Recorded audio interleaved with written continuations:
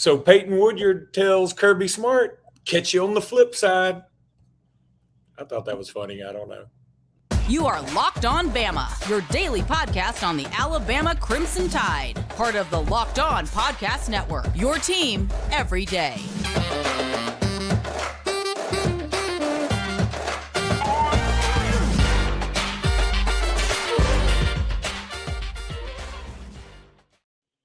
Sorry, you caught me dancing to our own music. Hey again, everybody. Luke Robinson, that's me. Jimmy Stein, that's him. Welcome back into Locked On Bama. I know I boofed the entire intro, but that's okay. I'm excited. I've been driving for a long time. I've stopped driving, and I'm back in Nashville. And Alabama got a commitment today from Peyton Woodyard. Super prospect, top 100 guy. Pretty, I think, consensusly. I mean, some people have him a little higher than others, but for the most part, he's a top 100 guy or top 90 guy. From John Bosco in California, where Alabama has gone to California and done very well of late. So big pickup, considering Alabama did miss out on the KJ Bolden sweepstakes. Are they the exact same position, Jimmy? These two guys playing the same position? Yeah, I thought so.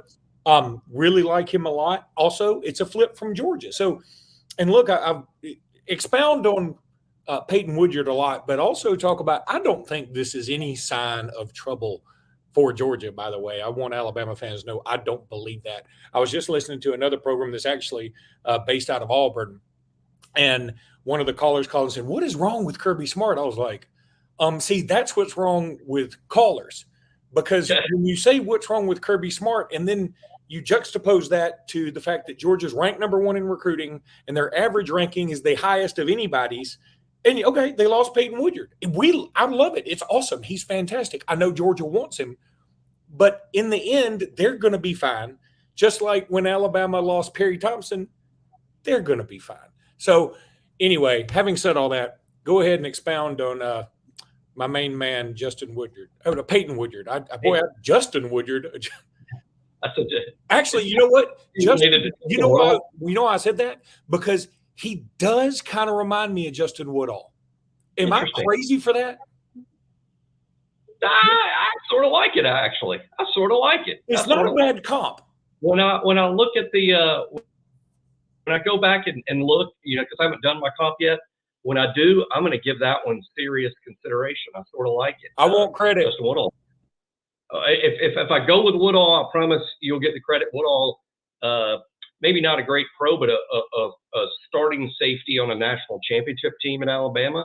So, hard to say you're not a good player when that happens. But, okay, Justin Woodyard, real interesting guy. I know where he's ranked. There is some variance in where he's ranked. Now, the industry ranking, which is a real good one to go by, that's the consensus opinion of all the major sites.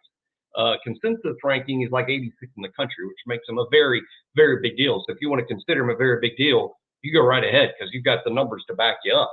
On three is a little lower than that based on the other services, but still a really solid blue chip type prospect, even per on three.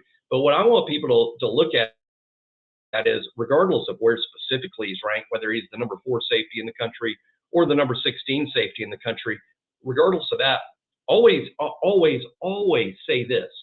Look where he could have signed. Look, where he flipped from the number 1 class in the country, from the number 1 team in the country. They wanted him. They fought for him to the end, by the way, per us at BOL. They fought for him to the end. He could have flipped to USC, recruits as well as anyone in America right now. USC is basically in the 5-star business. They're aggressive under Lincoln Riley, and they recruit really well. Could have gone there. Who else is a super elite program? Try Ohio State. Could have gone to Ohio State. Notre Dame. Could have gone to Notre Dame. I mean, this kid literally, or as Rob Lowe's character on Parks and Rec says, literally, this kid could have signed with anyone. And he chose Alabama. Had some natural advantages in that his family actually grew up in Alabama and grew up Alabama fans. I think dad's in the military or something like that, and moved around a lot and ended up in California, in Southern California. Kid plays for one of the premier programs in California, plays against elite competition. That's huge. And when I say plays against elite competition, I'm not just talking about on Friday nights.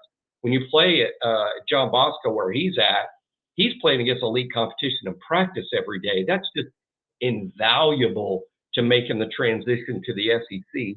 An interesting thing, one of the reasons I felt really good about this flip, I felt for a long time this was going to happen. And here's one of the inside baseball reasons. He's really tight, very good friends with Xavier Brown, the other defensive back from the state of California, also from the same area that's committed to Alabama. So Xavier and Peyton, I think, just really like the idea of playing together. And that's going to happen now at Alabama. This was a great pickup for Alabama. There's just no doubt about it. Charles Power, who's as good as evaluating as anyone in this industry. His comp is Jordan Battle.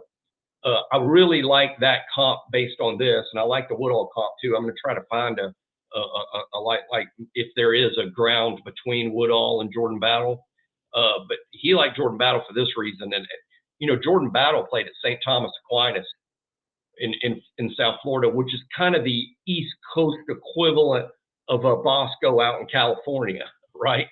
So they're multi-year starters at places it's very hard to do that are absolutely preparing you for the next level.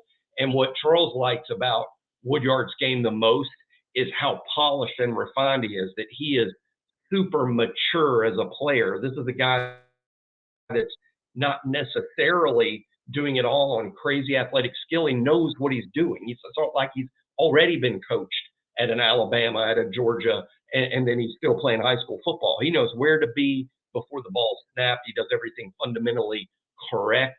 And guys like that play quickly. And let's remember about Jordan Battle. People may not remember this about him. A starter as a true freshman. Now, it was in the dime defense when Alabama's got 6 DBs on the field. But the 6th DB as a true freshman was Jordan Battle, who would later become a 3rd-round pick in the NFL draft and now plays for the Bengals. So between that Woodall comp, between the Battle comp, look at the offers, look at the places he could have gone. There's no other way to describe this, but good news for Bama. And in the recruiting rankings, if anyone cares that much, I care this much. I care enough to look it up and comment on it, but I don't live and die by it. But Alabama, this moved Alabama up from 5th to 4th in the industry rankings right now. So Alabama back to 4th behind only Georgia, Ohio State, and Florida. But let's remember this: Georgia, Ohio State, and Florida all currently ahead of Alabama. They all also have more commitments than Alabama.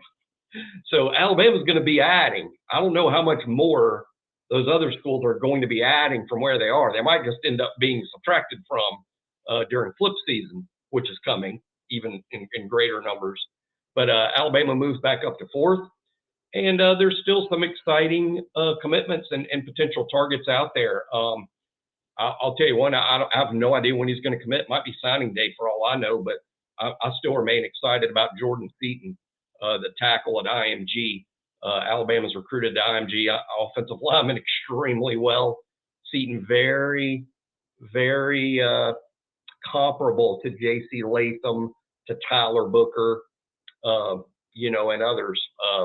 So let's see what happens with Seaton.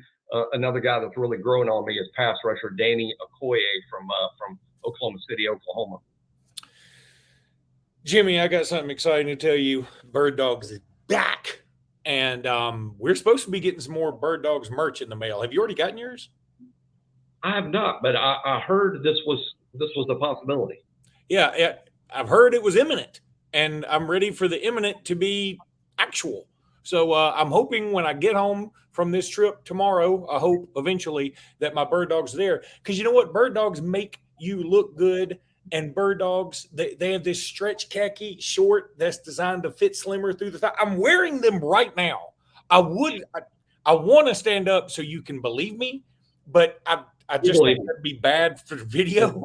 But I'm telling you, I'm wearing my Birddogs right now. I swear to you. Look into my eyes. I'm wearing my Birddogs right now. Birddog shorts do the exact same thing as Lululemon, but they fit way better. They fit way better than regular shorts. They're made of stiff, restricting cotton. Birddogs fixed this issue by inventing cloud knit fabric that looks just like khaki but stretches so you get a way slimmer fit. It uses anti-stink sweat wicking fabric that keeps you cool and dry all day long. And I promise you this is true because I wore a pair of Bird Dogs yesterday when I was stuck in traffic in Nashville. I wore Bird Dogs all the way from Nashville to Indianapolis and now back to Nashville. I'm telling you, I felt comfortable all day long. Go to birddogs.com/lockedoncollege or enter promo code LockedOnCollege for a free white tech hat with your order. That's birddogs.com/lockedoncollege or promo code LockedOnCollege for a free white tech hat. You won't want to take your Bird Dogs off. I promise you this. I'm not messing around. I'm wearing them right now. This minute now. Even if you're listening to this later, I'm probably wearing them. That's how much I like these things. So I'm just telling you, they're awesome. They're very versatile. You know, think about one of my favorite things about those Bird Dog shorts. They're so versatile. I feel like I can wear them to bed, and I feel like I can wear them if I go eat at a fairly nice place. That is true. But you know what I mean? Jimmy, I thought you said they're reversible, and I was like, Jimmy, they're not, and they're built-in underwear, and I'm hoping you haven't reversed them because it'll look like you're wearing panties on the outside of your pants. But whatever. I could make a mistake like that for sure, but no, they're versatile. I mean, I seriously mean they'll be comfortable. They're comfortable enough to wear to sleep. But you can also say, hey, let's go pick up, let's go to Outback and eat. Yeah. I'm putting on my Bird Dogs. And that's fine. So look, Jimmy, I've gone to the gym in them, and I'm like you. I can go out to eat in them. I'm comfortable doing anything. We have gone way over what we're supposed to do on this live read. I don't even care. I love these so much. I'm shocked how much I like them. You mentioned, I got that email, and I was sort of like too good to believe. So I didn't put it in the, right, we're going to get more. But now you're saying, I want to talk about this and not Peyton Woodyard. All right, let's send Peyton Woodyard some Bird Dogs. Let's also send some to Justin Woodall. No wonder this is how we got Peyton Woodyard to flip. This is it. This is how it happened. He's got an NIL deal with Bird Dogs. All right, Bama. Jimmy, I was debating about what to talk about next. We need to probably have some practice report stuff, which I'll let you give. But I got to talk about this. Danny Kanell is not beloved by Alabama fans or really college football fans, I don't think, outside of FSU. He's a college football expansionist. Fine. I haven't been, but I accept the fact that it's coming. It's part of it. But today he was kind of upset he went on a rant about how biased the coaches poll is.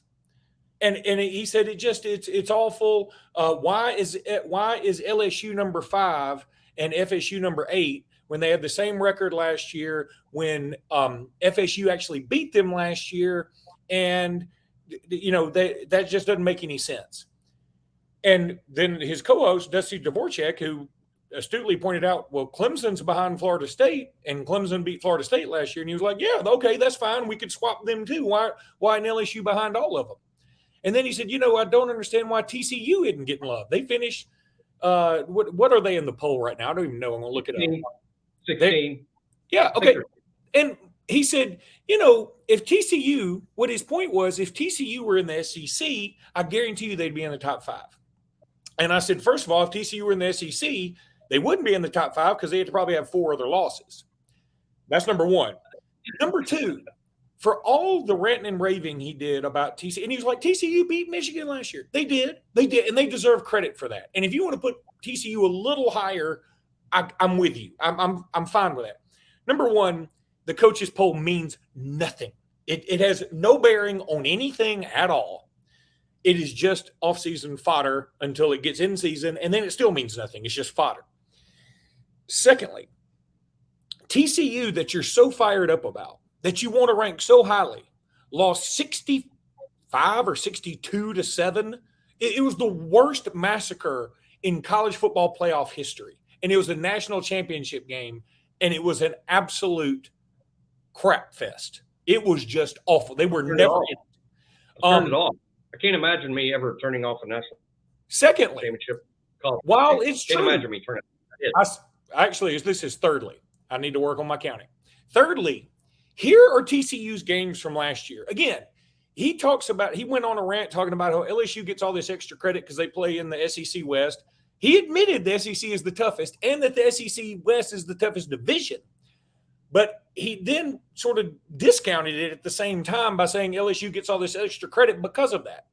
Here's what TCU did last year. They beat Colorado on the road. Congratulations, Colorado was a train wreck. They beat Tarleton State 59-17. Again, congrats. They went on the road and smacked around SMU 42-34. They did beat Oklahoma 55-24. I'll give them credit, but Texas also mollywopped Oklahoma as well. TCU beat Kansas by 7. They beat Oklahoma State by 3 in overtime.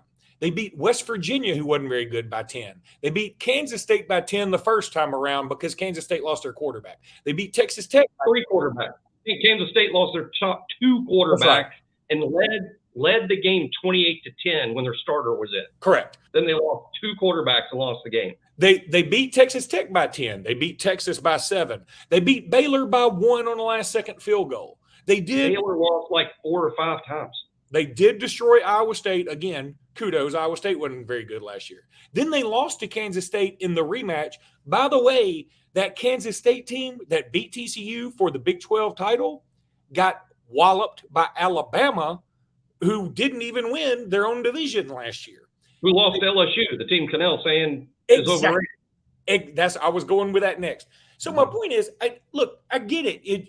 He's upset that there's SEC bias. And there is SEC bias. But I think it's not bias necessarily. I hate using that word for it because it has such a negative connotation because it's a negative word. But if it's true, I mean, the SEC is tougher. And that's what Dusty Dvorak kept saying. The SEC, you admit the SEC is the toughest, right? You do see that the SEC puts more people in the league than any other conference by a long shot, right? They have more first-round picks than anybody, right? They have more All-Americans. And Danny's whole point was, yeah, but most of that is because we make it true. No, that's not. It's true because our guys are bigger, stronger, and faster and coached better. So how can you not understand how NFL scouting works? like the NFL guys listening to us. Like there's a bunch of NFL guys going, what does Jimmy and Luke think? Yeah, let's draft Bryce Young. Jimmy and Luke seem to think he's awesome. They're high on him. Hey, have you heard that the AP poll, they like LSU? They must have players. Let's go check them out because AP says they're good. And here's the other thing that bothers me about it. Florida State and LSU are going to play week 1. And Florida State's 8 and LSU's 5. It should be about a pick-em game. I mean, LSU may be favored by a hair, or Florida State maybe I haven't looked at the line. I'm not going to be surprised with either outcome. I think both teams have a good shot to win this game. But if and Cannell was trying to say, okay, if LSU wins, everybody would just point at me and say, ha, I see you're wrong. And I was like, no, I wouldn't do that. I would say, hey, that was a game between 2 really good teams that are probably evenly matched. And his argument was if LSU loses, no matter by what, they probably won't drop very much. First of all, if LSU gets blown out, they will drop significantly. Secondly, if they only lose by 3 or if Florida State only lose by 3, I don't think either one of them falling very much. I don't think either one of them are dropping. Again, LSU is arguably the second best team in the SEC. Let's say they're third. Correct. Well, Florida State is at least second, if not first in the ACC. So it's a really even matchup. What he doesn't get or never will get or never understand is, okay, Danny, who's the 8th best team in the ACC? And he'll say, I don't know. I mean, I don't even know who the 8th best team will be, Georgia Tech or something. But like the 8th best team in the SEC is like Kentucky or South Carolina.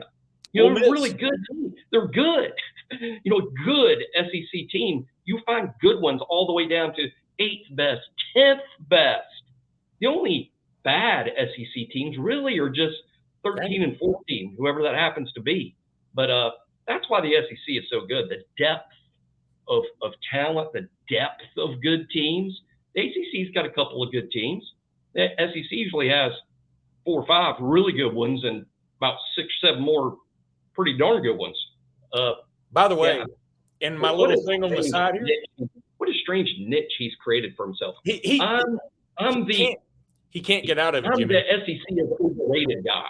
He can't get out of it. It's kind of like he has painted himself in this non-SEC corner, anti-SEC corner, and he doesn't even care They're like, Dusty was even throwing him a lifeline, like, hey, Florida State may join the SEC. He's like, well, I'm not changing that it's overrated. I'm like, first of all, you played at Florida State. There was no team that benefited from bias more than Florida State when you were there. I mean, Florida State always seemed to lose a game in the regular season, and they always were never really punished for it.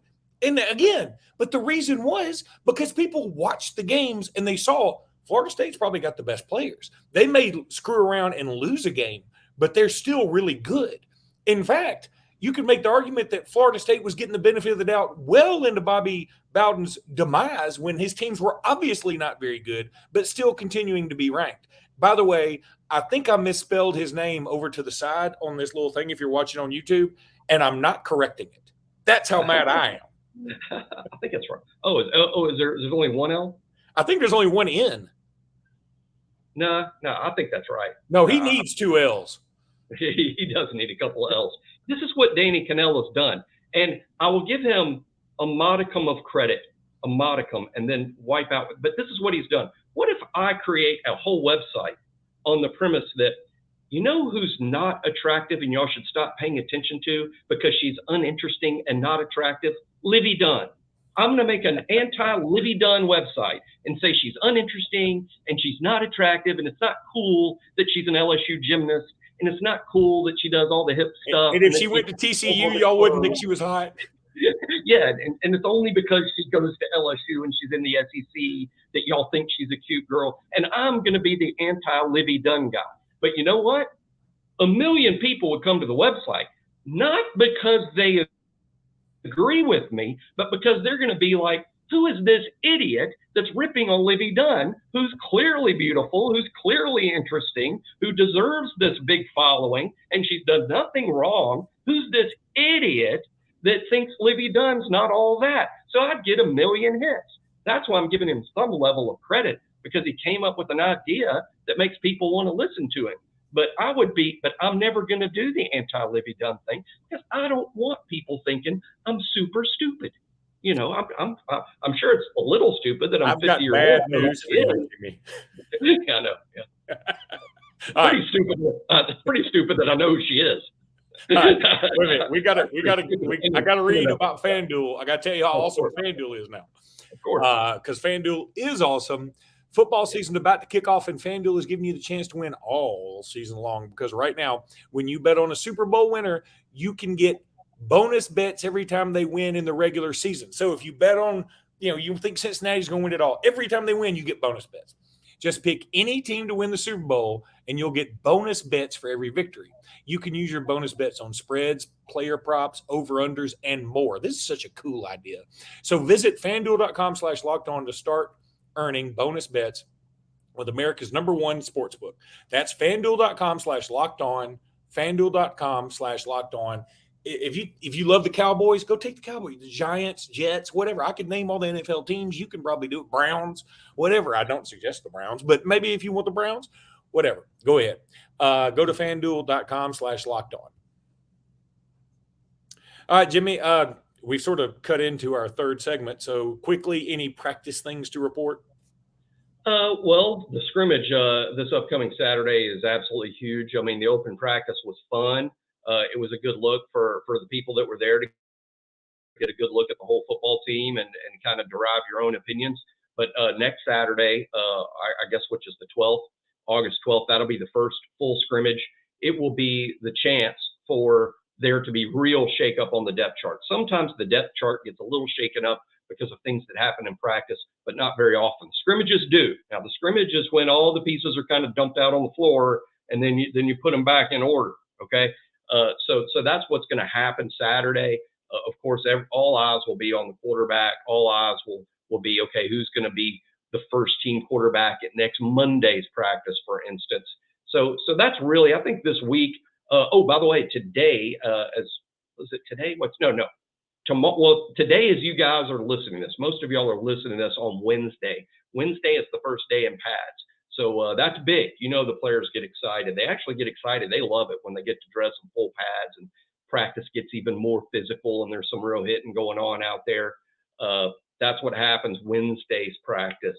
And then, of course, Saturday is the big scrimmage. But in terms of what's going on, I'm still talking about on the BOL message board, still writing about what I saw Saturday, kind of position by position. And today, for instance, I wrote something up on the linebackers. And again, real interesting that Jahad Campbell played alongside Deontay Lawson, appeared to be first team with Deontay, and there was no switch. It didn't look like there was much of a position battle going on anymore. It didn't look like it. Me and Luke had talked about for weeks and months that inside linebacker would be one of the best position battles of fall camp. I think Campbell may have won it before it started. Wow. That is, I mean, to me, that's big news. And I'll tell you something, a couple of people either tweeted or texted me after the podcast when we talked about Jahad Campbell, and they were like, hey, we've also heard Jahad Campbell has been a man. So very excited about his prospects. Very excited about doing another podcast with you, Mr. Jimmy Stein. People don't think you're stupid, Jimmy Stein. Yeah. Hey, the anti-Livy Dunn Jimmy Stein. All right. We will pro-Livy Dunn. I hope. I wish her continued success. That is somehow out of this, because you know what, by the way, in the comments yesterday, apparently we were talking about quarterback or something. Oh, we were talking about I can't remember what we were talking about. We're talking about quarterback. And I said, you know, it's not like we have a quarterback like we've had with Tua or Mac or Bryce. And then I went on and made a point. Somebody said, I guess Luke is just left out Jalen Hurts for some unknown reason. I wonder why. And I was like, if you've ever listened to this podcast, nobody loves Jalen Hurts more than Jimmy and me. We don't care. Jalen Hurts, we feel like Jalen Hurts was in an open marriage with us when he went to Oklahoma. We're like, we still love him. We're swingers. Go for it, man. We love you still. Come back to us. We are still Jalen Hurts fans forever. I bought my son a Jalen Hurts signed jersey. I love Jalen Hurts. There's so many stars during the Saban era. When we're mentioning some of the stars of the Saban era to make a point, we can't mention all of them. It would take up a whole show. So I think when we're saying, you know, talented quarterbacks that Alabama's had like Bryce and Tua, that doesn't mean we were anti-Mac Jones or anti-Jalen Hurts or even anti-Brody Croyle. I mean, you just don't have time to mention everyone. I know it's so silly how people take it so much offense to it. I mean, because for whatever reason, all those guys have sort of been, because if I had said Hurts, Tua, and Mac, people would be like, what do you got against Tua? I mean, you know, it'd have been the same thing. Like everybody is sort of clasped to one of them. Hot button topic. I mean, I have no idea why. And it's silly. We can't just be, you know, you know, when people said before that, like we're pulling for Ty because we think Ty's going to be the starter, or that makes us anti-Milroe. I'm not. Heck, I want them all to be successful. Like I said yesterday, if I could pick one to be the starter and be great, I'd probably pick Lonergan, just simply because he's going to be here. He's going to be here the longest. You know, Milroe is draft eligible after this season. If Milroe is wouldn't that be something? If he's fantastic and plays out of his mind and is at the Heisman ceremony, dude's probably going pro, you know, when the season's over. So, and I'm not predicting that to happen. I'm just saying that I'm not predicting that to happen, because that'll be the next thing. Jimmy predicts Milroe number one, y'all. Yeah, Jimmy thinks Livy Dunn's overrated and Milroe's going in the draft.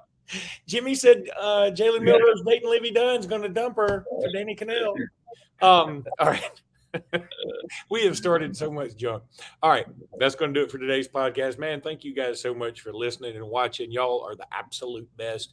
We love doing this, and we hope that you enjoy it. And I don't care that some of y'all disagree. I'm fine with everybody disagreeing. I would like some people to agree with us. But whatever you do, just comment, and we'll try to bring it up. Finally. Hopefully one day that'll happen. All right, buddy. Talk to you tomorrow. Until then, roll tide. Roll tide.